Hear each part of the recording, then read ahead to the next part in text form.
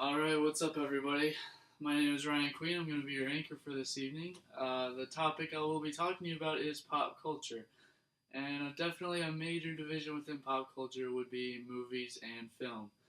And something that's been going around the rumor mill about movies and film is the release of a movie based on a book. And that is, of course, The Hunger Games Mockingjay. There's a lot of mixed emotions about its release, as it was released as part one, and most people were anticipating the conclusion of the series of movies, and it clearly will not be, as there will be a part two.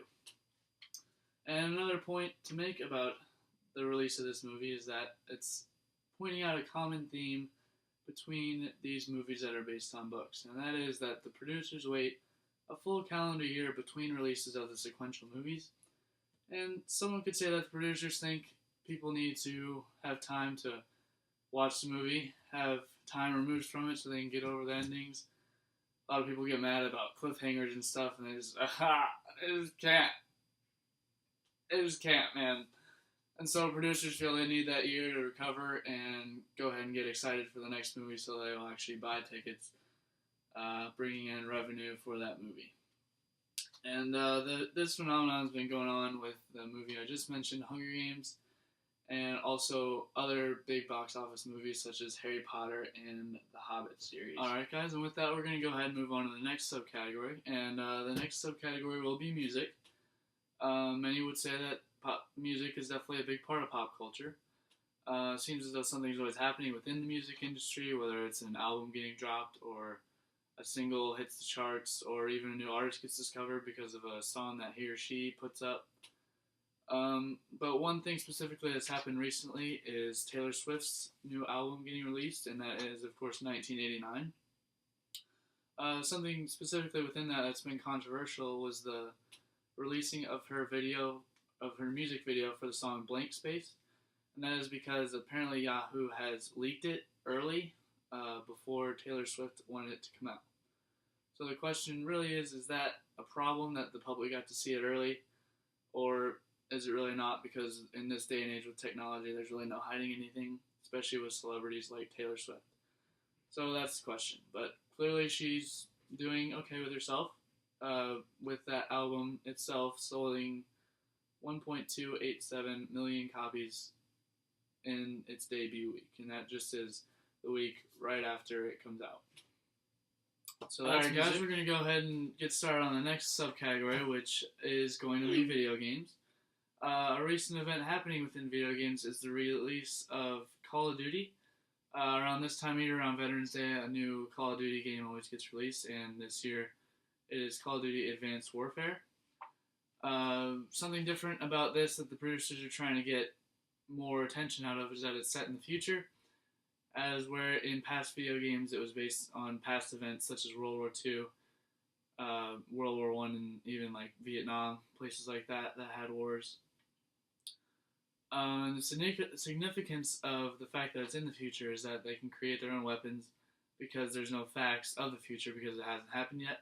So they can make all new weapons of all new ideas of what they think the future weaponry will be like.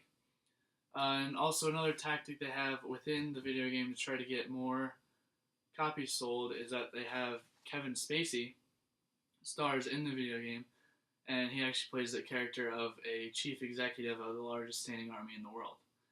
And they can do that because it's set in the future, and so they're trying a whole bunch of new tactics to try to sell more video games. And so the question that would bring up is, does having Kevin Spacey or any celebrity with a cameo in a video game, does that make it more appealing and more wanting for people to buy? Okay, so the next topic we're going to cover is going to be toys, and some might debate the fact that toys would be a pop culture subcategory, but I see it as one because obviously around this time of the year people are buying gifts for kids, and some toys that come out can be controversial. So a main thing about it though is the Black Friday shopping.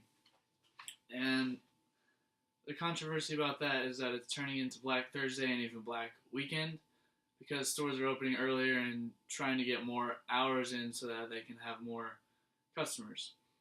And two specific examples would be that JCPenney and Toys R Us are actually opening at 5 o'clock p.m. this year on Thanksgiving Day to start their Black Friday shopping. And in the past, it's always been that Black Friday after Thanksgiving is the big day for Christmas shopping.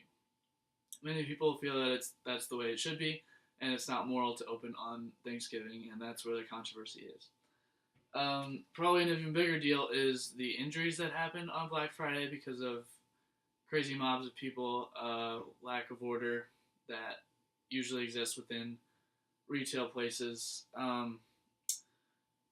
There's been 7 deaths since 2006 occurring on Black Friday because of Black Friday related events, whether it's falling asleep at the wheel from getting up too early to try to make the sale, or even getting trampled to death.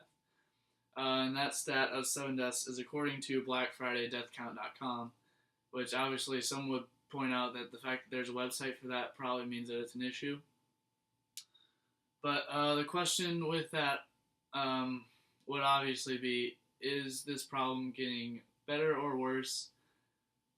Because the problem is clearly there in the first place. Alright guys, so we've already talked about a few topics concerning pop culture, and we're going to go ahead and move on to the last one, which is my personal favorite of sports. A lot of things happening in sports, obviously the NFL season going on, but a recent one is the NBA season kicks off. It has kicked off, and most teams are 5 to 10 games into their season right now. There's a lot of new headlines concerning this year. There was questions LeBron sided with the Cavaliers in the offseason. How would they do? ESPN.com ranked Kobe as the 40th best player, which many would say almost offended him because Kobe Bryant has been so good for so long. And also he's returning from injuries. Last year didn't even play very much, so some people argued how much that played into it or how much it's his actual skill, and nonetheless, he was offended.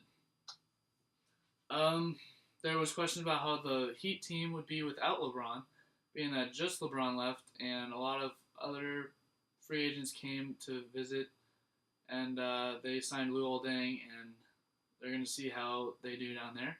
But I don't think anyone's counting out the Heat this year. And a big headline, definitely to start the year after a couple games into the season, is that the Warriors kick off their season pretty well, topping the power rankings. They're still currently ranked number 1, I believe. And even the early MVP rankings would have Steph Curry as number 1. So the question after all that I have for you is Steph Curry a legitimate MVP candidate for this year? Alright, so that's the show. Hope you enjoyed it.